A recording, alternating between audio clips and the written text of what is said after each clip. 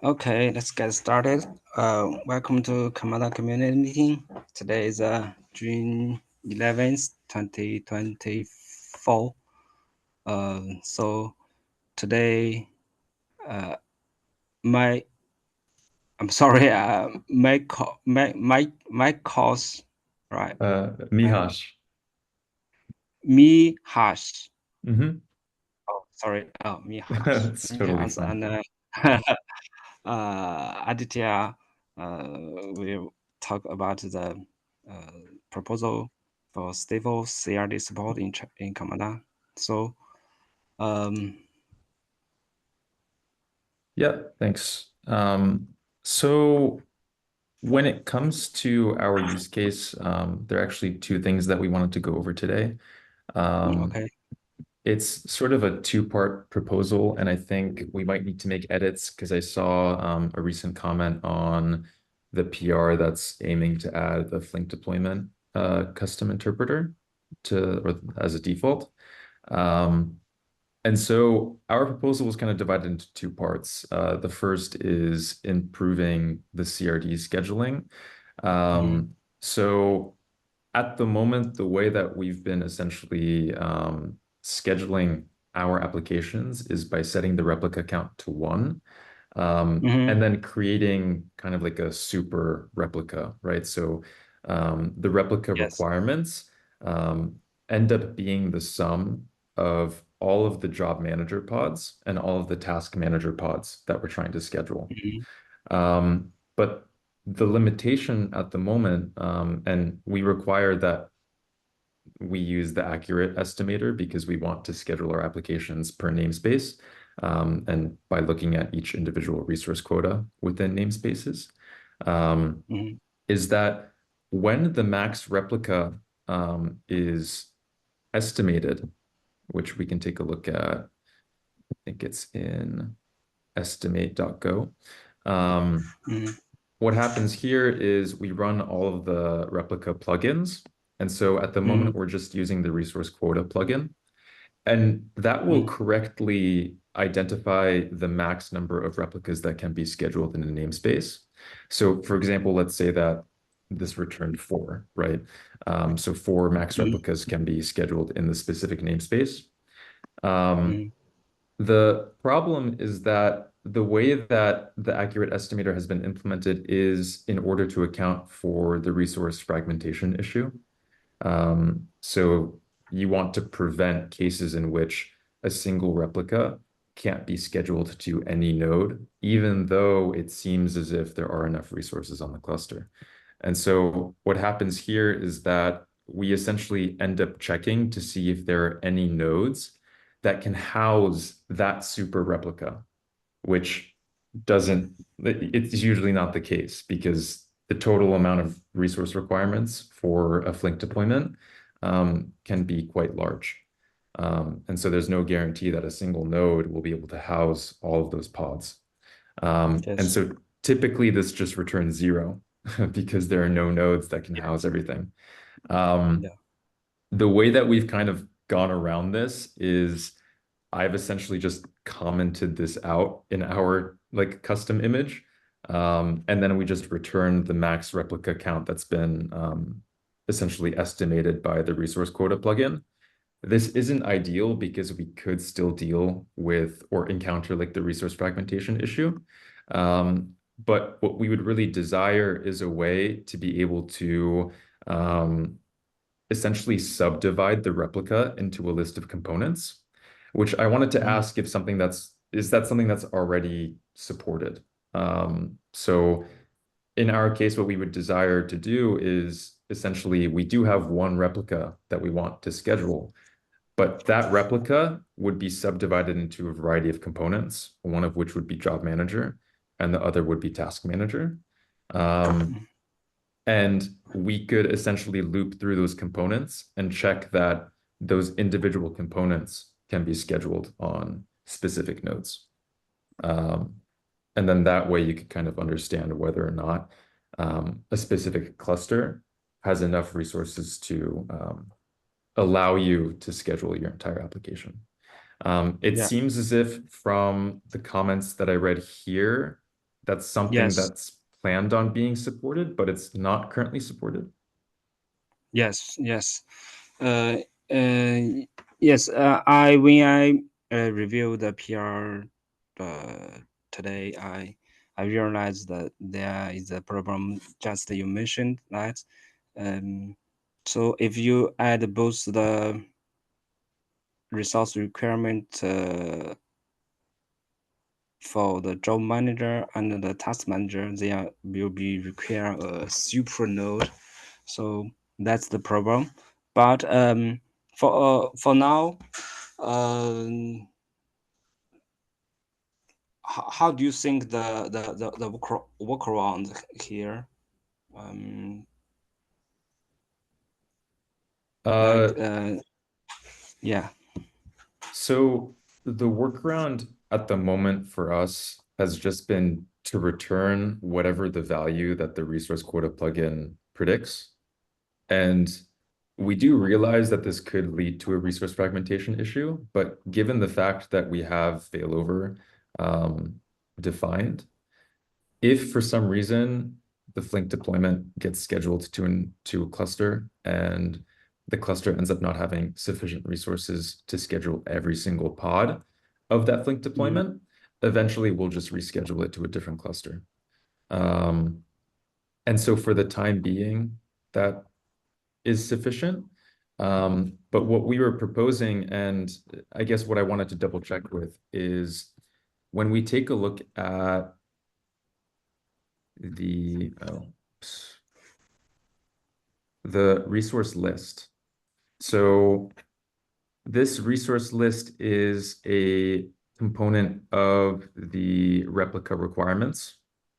And I was mm, curious, is there a way to essentially already list out each component within each replica? Or is that yeah. something that's not possible yet?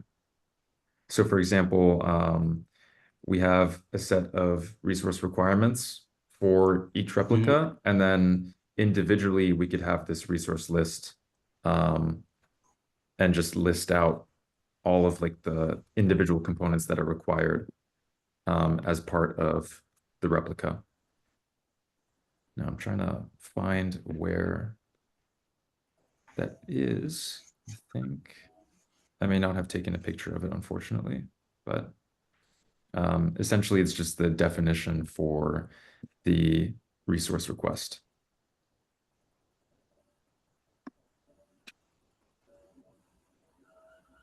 Thing.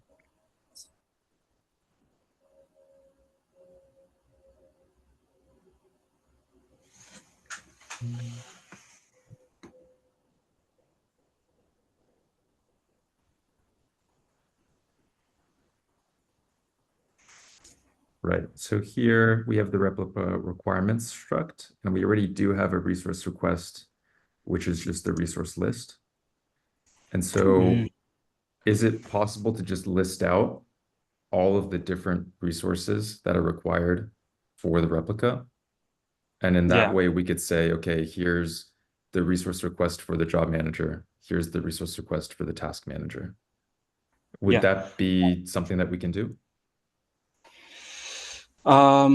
Yes, I think that's the idea that so for example, we need a way to present each replica, each I would say each pod template.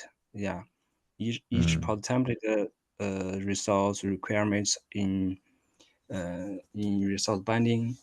So I think probably we need to change the resource binding API to support uh, multiple uh, multiple pod templates as well as each pod template's resource requirement.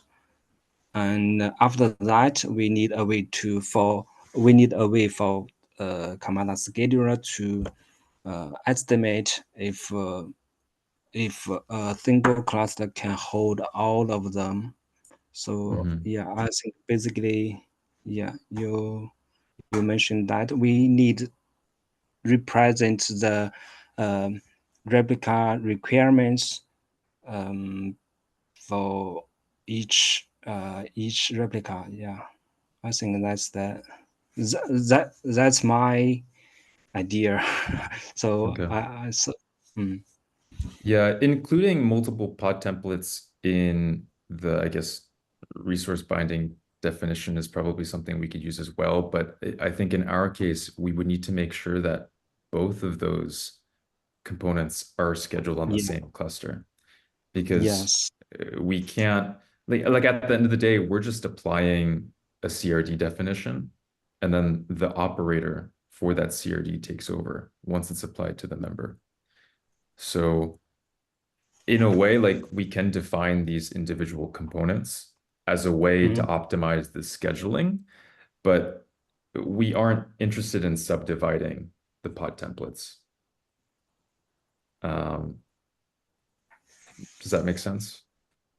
Yes, it Okay. makes sense. Um, I actually I haven't worked out a, a totally solution for this case yet. But Okay. I think there are three parts we need uh, to to improve. First part is the results interpreter. For now, the results interpreter interface, uh, especially the get replica interface, it can only returns one replica as its resource requirement. Hmm. That's not enough for the keys like Flink deployment, PyTorch job, and Yeah. the other machine learning jobs. Yeah, these kind of jobs always have more than one replicas. For example, some job may use master, a worker, and I know for I I don't remember which job exactly that it has the third replica Hmm. means configuration server or something. No matter, I think uh, we need a way to support those jobs. Hmm. No matter it has one, two, or three uh, pod templates. That's the first part we need to do in resource interpreter framework.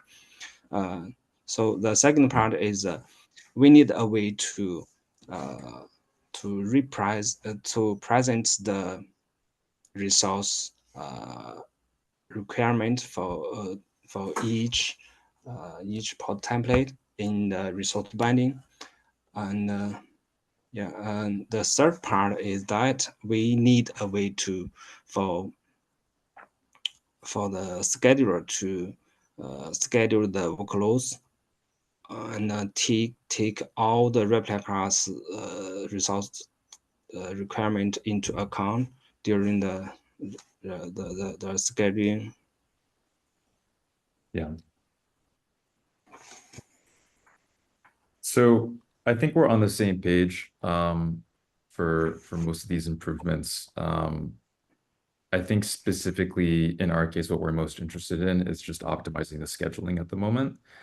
Mhm, Um, and so what we had imagined doing is essentially just expanding um, the replica requirements API, which is, I think, what you had mentioned as well. And instead, essentially just have a way for us to include multiple pod templates.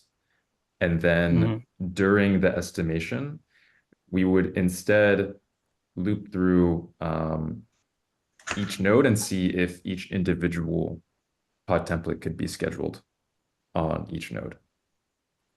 And in that way, you could kind of start to, you wouldn't run into an issue where you have like the super replica, because that's sort of misrepresenting what the CRD actually is. Um, but out of curiosity, like have all these three requirements been scoped out yet, or is that something that we could also help out with, since some of these are requirements that we would like to include? Mm-hmm. Um, just so if we start, because this is a pretty rough proposal still. We Mm-hmm. weren't going to publish this just yet, but we did want to talk with the community just to get a sense of whether we're heading in the right direction. And Mm-hmm. so in terms of these three requirements, have there already been sort of proposals that are in progress for them, or is this something that we could also propose and help out with? No, as far as I know, no one is working in for this kind of issues, you know. But Okay. I can summarize the some use case and for example, list some example for I might the case. For example,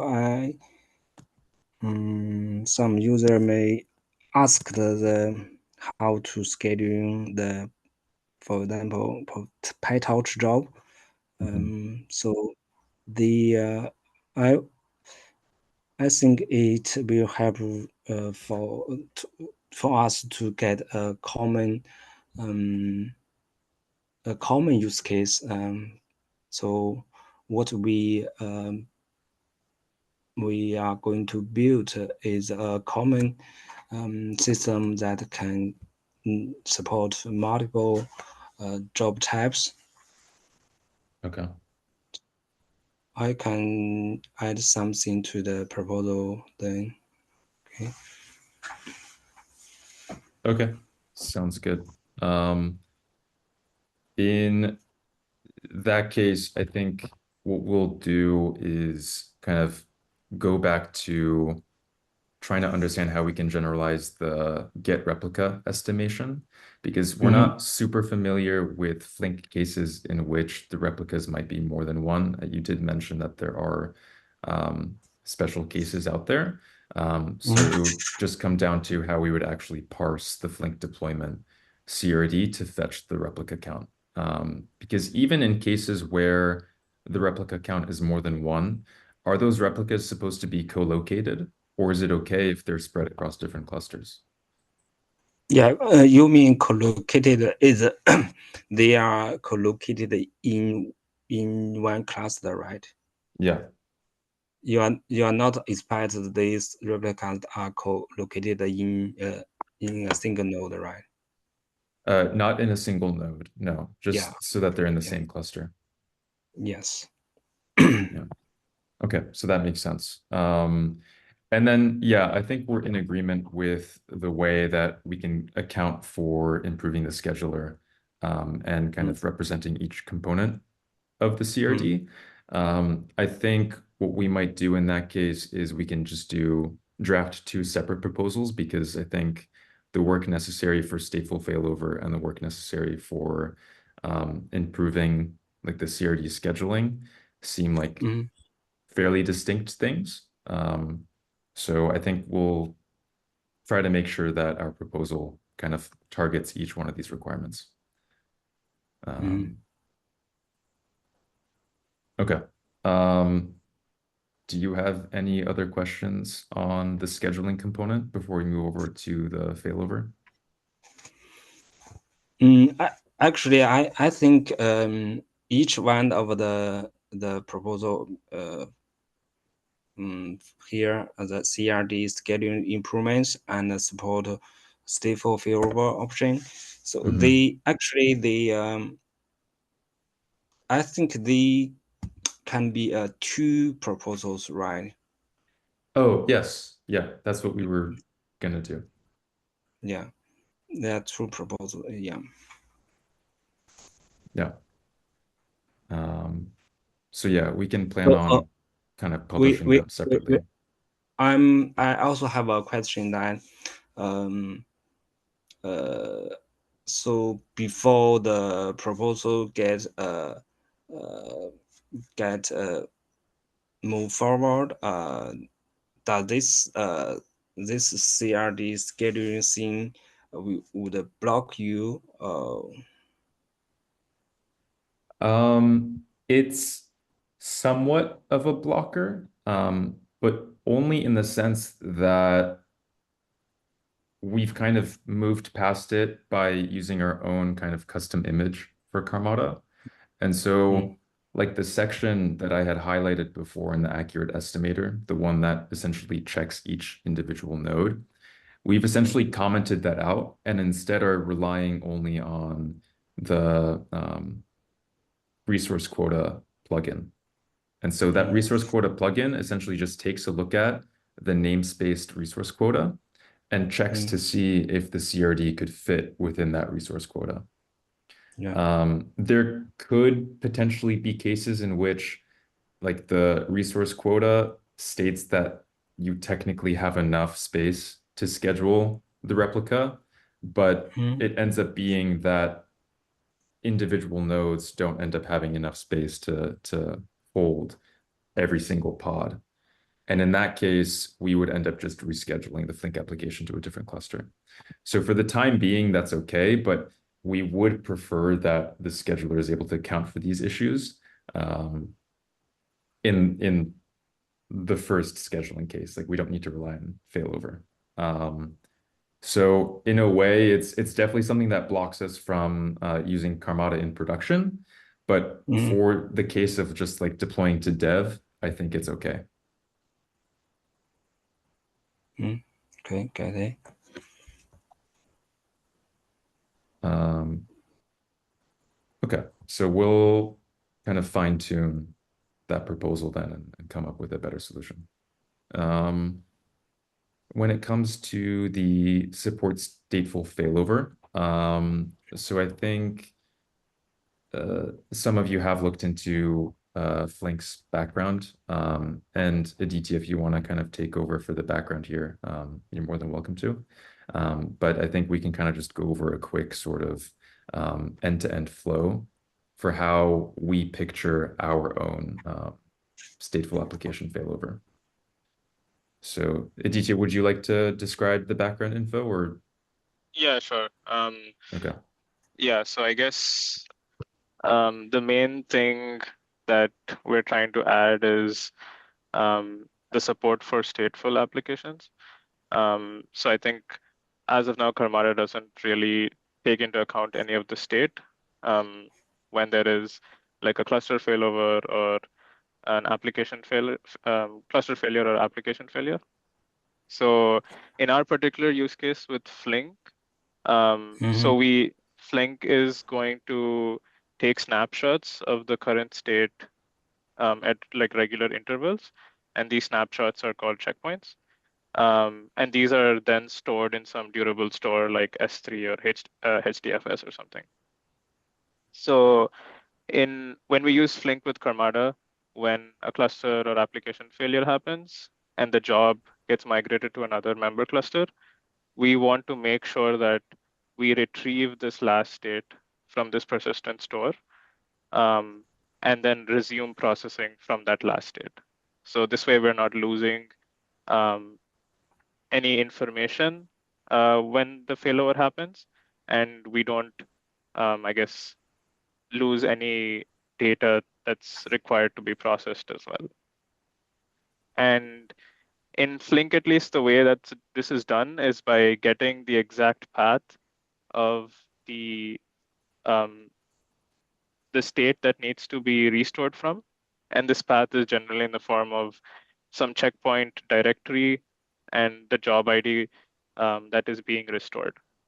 So every job in Flink is given a particular ID, and we need this ID so that we know that this job is for this job is restored from this particular previous state. Yeah. And so yeah, I think like um, I mean, what we do currently is that we have um, a Kyverno hook or it could be like any, I guess, mutation webhook that is going to add these particular parameters listed in the spec. So the Flink configuration, under the Flink configuration, you have the initial save point path, upgrade mode, and state.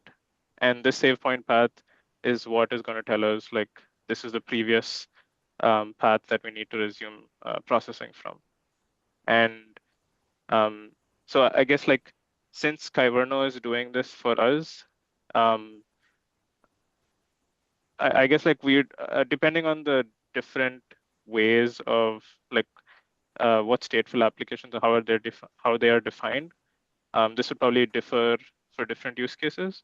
But we think that having two things is like probably generic enough that Karmada could implement. So the first one would be like having the actual failover label. I think it's, can you scroll up a bit, Mihash? It's Yeah. yeah, so kind of these two things are what we need at the very minimum. One is like to a mechanism to show that a failover has actually happened. So this could be like some failover label that says that this job has failed over at this time. And another thing would be a way to actually store this job metadata. In our case, it's like the Flink job ID that we need to recover from. So we need a way to store and read this metadata after it's failed over. So we have had like a working kind of end-to-end case where we have a Flink application that's running on one cluster. It's checkpointing and saving those checkpoints to an external store. And when Karmada, we essentially trigger a failover by coordinating nodes and then deleting the Flink application pods. And so our health interpreter notices that the Flink application isn't running for a certain period of time. A failover is triggered. And currently, the way that we've edited the Karmada code is that the failover controller will append a failover timestamp or like failover condition to the resource binding. And then when the Karmada controller attempts to reschedule the application, it'll check the resource binding status and see that there's been a previous failover. And at which point it will append a failover flag to the spec that's going to get applied to the new cluster. And then, like Aditya said, we have a Kyverno mutating webhook that watches for that flag. And if that's the case, it mutates the spec so that it points to the latest checkpoint for that job. At which point the job can resume essentially processing from where it left off previously. But I think what Aditya mentioned in terms of like the minimal changes that we require for our use case is one, essentially just a way for us to check that a failover happened, which it could be like a condition on the resource binding. It could be like a failover timestamp on the resource binding, but just a way to make sure that failover happened. And then two, which is something that I think we're more interested in asking the Karmada community for advice on, is just a way of storing specific metadata related to the job. So we had kind of thought about what we could potentially do. And so we were thinking about creating maybe some sort of resource binding API change. So this would include a last failover time. And so this would get updated whenever the failover controller notices that a replica needs to get rescheduled. And so whenever Karmada would reschedule a replica, it would check if the last failover time exists. And if it does, then it would perform any required operations that the user might define within their propagation policy. So it's kind of like a two-part change. We would like to augment the resource binding API, but we'd like to also like to augment the propagation policy. So at the moment, the propagation policy API includes failover definitions, which kind of determine how your application is meant to behave in the case of a failover. And what we would like to do is, if there is a failover that occurs, we want some way for the user to be able to define different types of metadata or information that they'd like to keep or persist during failover from the object's status. So in our case, our Flink deployment status publishes a job ID. And so what we want is essentially just a way to append the job ID from the previous job to the spec that's being applied in the case of a failover. And in this case, like, we want this to be generalizable. So we can't make assumptions on how another user who's using a different CRD might want to manage state. But what we do want is to provide some sort of framework that would allow users to tell Karmada what type of metadata should be persisted during a failover. Yeah, that's very interesting. Yeah, awesome. Yeah. Now, I think in terms of the changes, it would mostly be within the Karmada controller manager. But I think the biggest question is, in our case, it's simpler because our replica is always going to be one, but there can be cases where the replicas is more than one.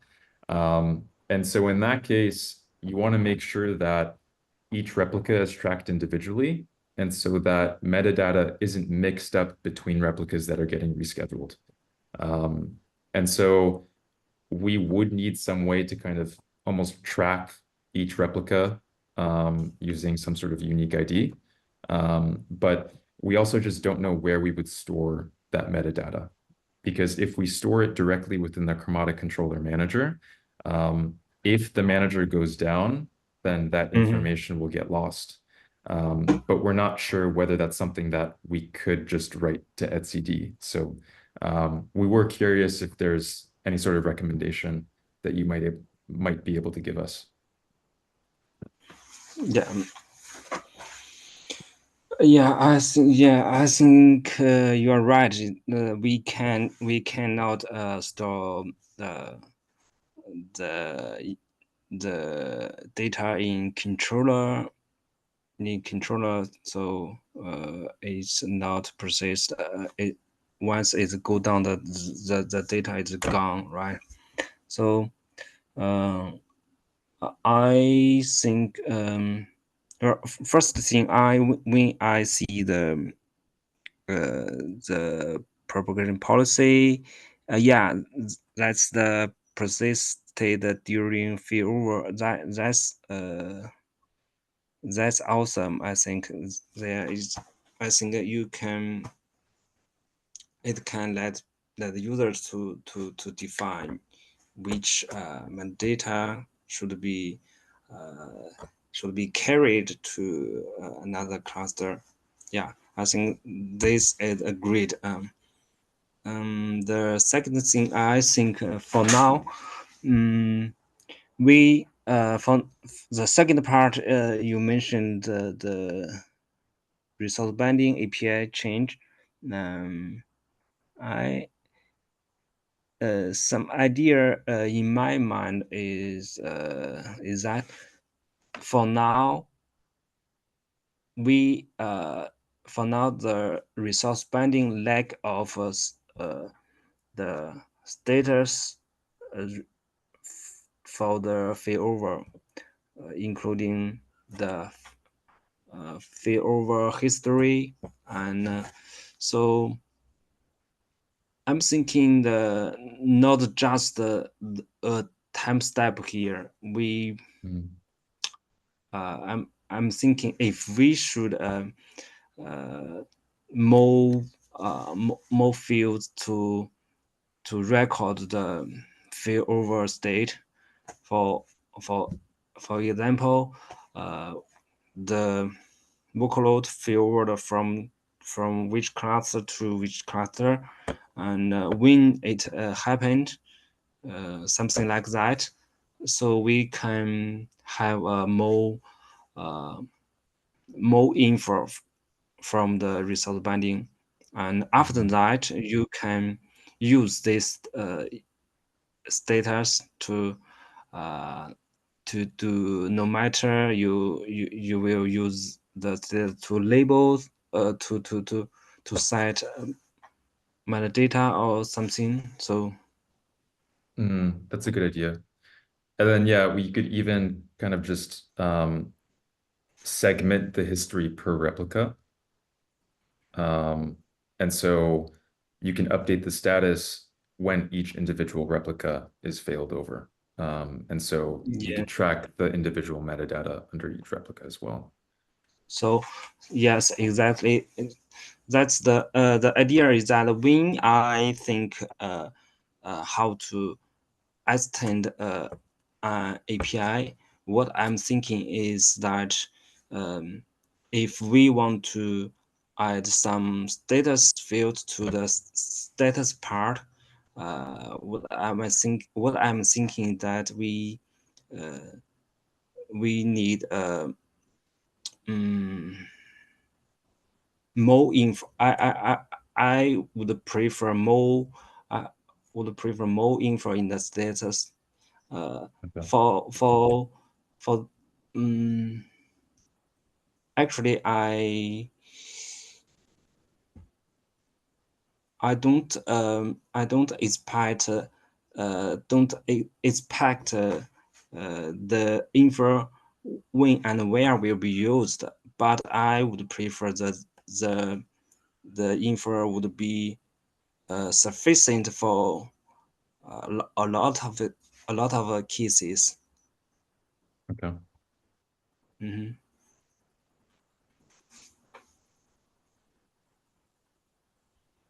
So if we have enough information in the status, so just from the above is just uh, for debugging, we can get enough information from just from the result binding to get the get to know what happened to the failover process. Mhm. Okay. And I'm curious if a failover happens more than once for a specific replica, would we just overwrite the existing failover info for that replica? Because Yeah. like that information could keep growing if you're just including an entire history. Like maybe it should just track the latest failover info Mhm. for the replica. So I think that depends how we uh, design the info. Is if it is a history, so we might need to define how we need to define the max length we would store in the status. So if it is designed if it is designed to store the last field of information, then there will be just one record here.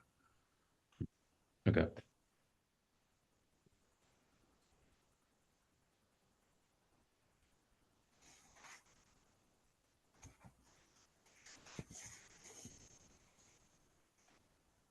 Yep, makes sense. All right. Well, I think that gives us a lot to think about. And then I mean, if we tracked the failover information within the resource binding status, that should be already saved in etcd as well, right? Yeah, exactly. Yeah, sure. Okay. So yeah, that would help us a lot. Okay. Do you have any more questions for us? For now, no. actually, I would thanks for both of you that you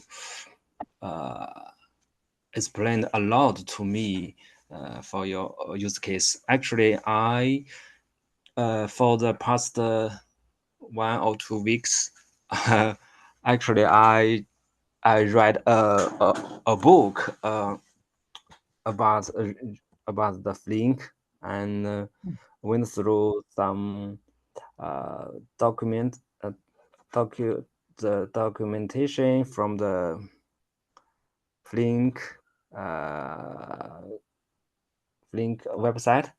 So basically now I can get your use case now, but for to but can't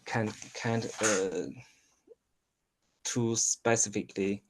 So thank you for your explanation. So I'm very interested with this case. Yeah, thank you. Yeah, no problem. Thank you.